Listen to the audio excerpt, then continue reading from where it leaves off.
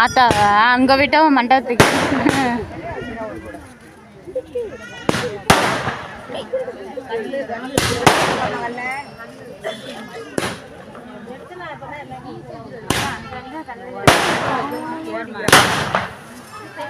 மாமியா முடியாத நீ பார்த்துட்டு நிற்கிறேன். கல்லு நான் முடியாத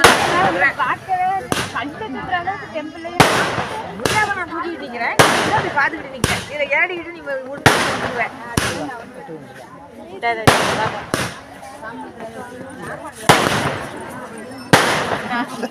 இத வீட்டுல என்ன படுத்தது வரும் அவ்வளவுதான். போ நான் இது பண்றேன். இப்போ முடிஞ்சிடுச்சு.